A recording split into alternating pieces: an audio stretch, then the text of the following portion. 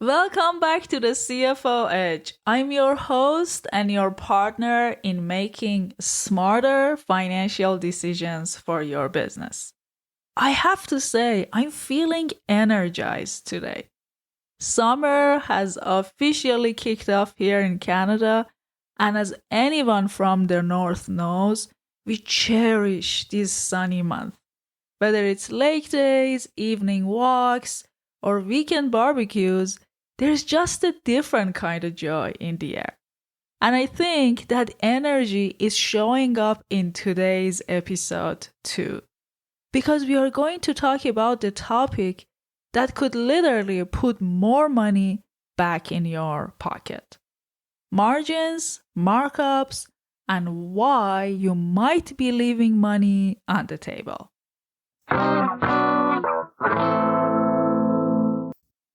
Here is a question I ask founders and business owners all the time. How did you land on your pricing? And what I often get back is a bit of a shrug. Well, I looked at what others were charging, or what felt fair, or what covered my costs.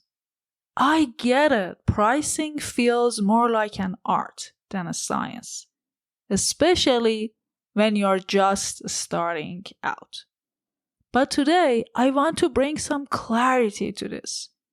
Because understanding margins, markups, and the difference between the two is essential if you want to build a successful and profitable business. And I'm sure you do.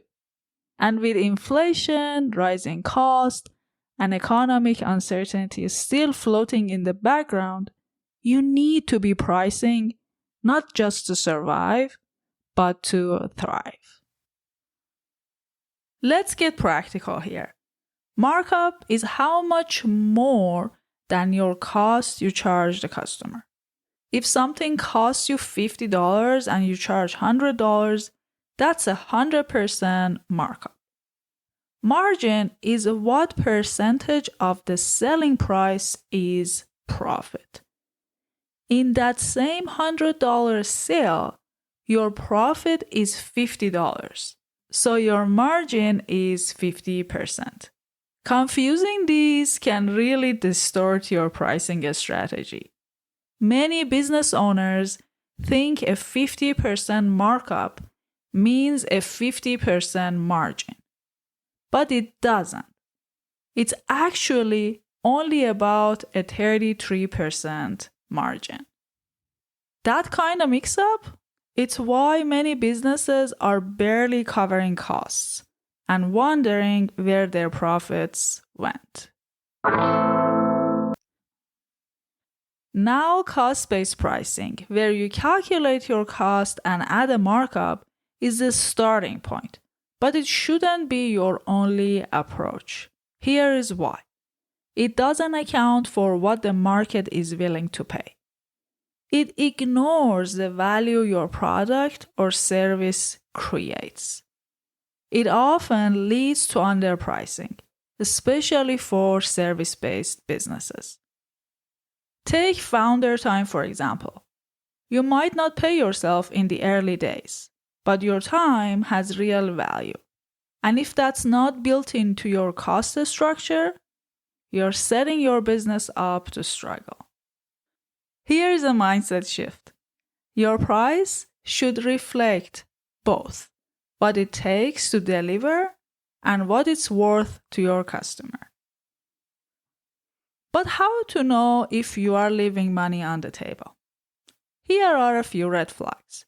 You haven't raised your prices in over 12 or 18 months. You're constantly busy, but your profits haven't grown. Your margins are below industry benchmarks. You price emotionally instead of strategically.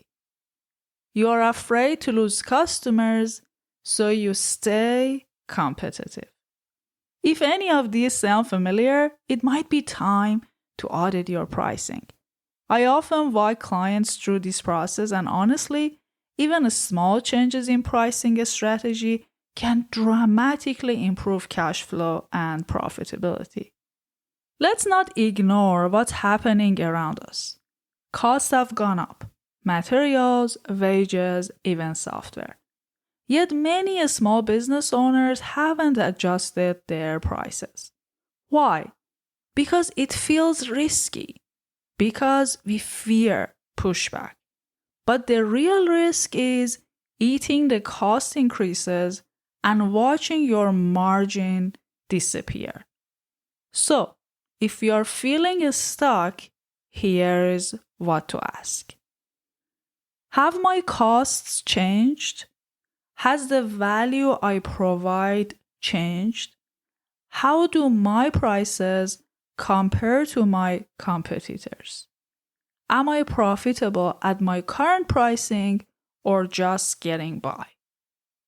Let me leave you with this. Profit isn't greedy.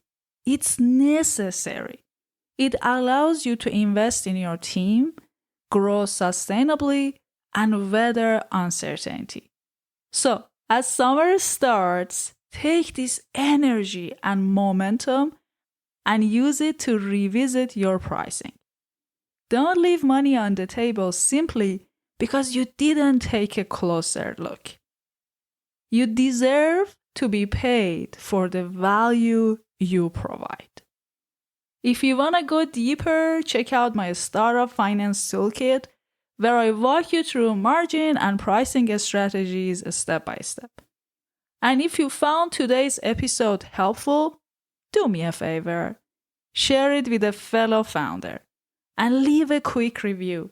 It helps this podcast grow and reach more people who need these insights. Here is to sunshine, smart pricing, and scaling with clarity. Thanks for listening. See you next time on the CFO Edge.